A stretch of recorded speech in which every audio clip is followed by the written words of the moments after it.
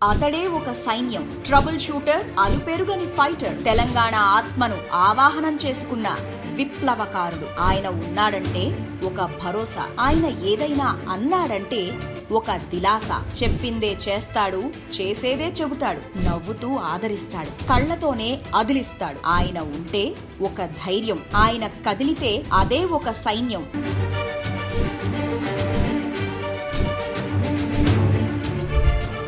పార్టీలో ఎక్కడ ఏ కార్యక్రమం జరగాలన్నా ఆయన ఉండాలి. ఎక్కడ ఏ సమస్య వచ్చినా ఆయనే తీర్చాలి. కార్యకర్తలకు కష్టం వస్తే ఆయన ఓదార్చాలి. వైరిపక్షం దాడి చేస్తే ఆయనే ఎదిరించాలి. ఇదంతా ఎందుకమ్మా? ఆయన ఉంటే అందరూ ఉన్నట్లే, ఆయన లేకుంటే ఎవరూ లేనట్లే. అతడే తన్నీరు హరీష్ రావు.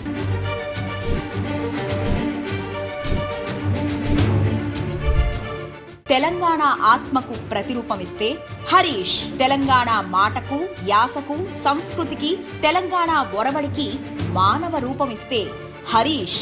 అవన్నీ ఎందుకు భయ్యా? హరీష్ మాట్లాడుతుంటే ప్రతిపక్షాలు, ఆఖరికి పక్క రాష్ట్రాల ప్రజలు కూడా అలా బుగ్గన వేలు పెట్టుకుని చూస్తూ ఉండాల్సిందే. తల్లి తన బిడ్డను ఒళ్ళో కూర్చోబెట్టుకుని ఎంత చక్కగా మాటలు నేర్పిస్తుందో, ఒక గురువు తన శిష్యుడికి ఎంత పొందికగా యోగా నేర్పిస్తాడో, ఒక శాస్త్రవేత్త తన ప్రయోగాలను ఎంత తీక్షణతతో కొనసాగిస్తాడో, ఒక చిత్రకారుడు తన కుంచెను ఎంత అందంగా కదిలిస్తాడో, ఒక ఒలింపిక్ షూటర్ తన లక్ష్యాన్ని ఎంత తీక్షణంగా చూస్తాడో, అంత పర్ఫెక్ట్ గా హరీష్ మాట్లాడతాడు.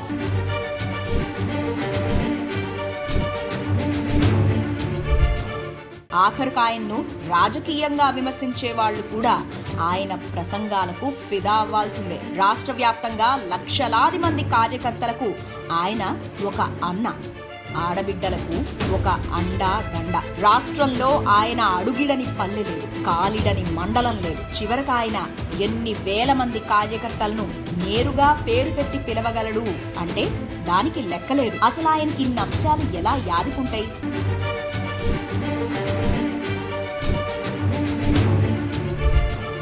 ఆర్థిక, రెవెన్యూ, పంచాయతీరాజ్, విద్య, వైద్యం, నీటిపారుదల, రోడ్డు రవాణా, ఇలా ఏ అంశం మీద మాట్లాడినా సాధికారికంగా ఉంటుంది. ఒక్కటి కూడా పొల్లుమాట ఉండదు. తెలంగాణ ఆత్మను తనలో ఆవాహనం చేసుకున్న హరీష్ రావు 20 ఏళ్ల ప్రయాణంలో ప్రతి మలుపు తెలంగాణ ప్రజలకు మేల్కొల్పు. అందరూ ఒకెత్తు, ఆయనొక్కడే ఒకెత్తు.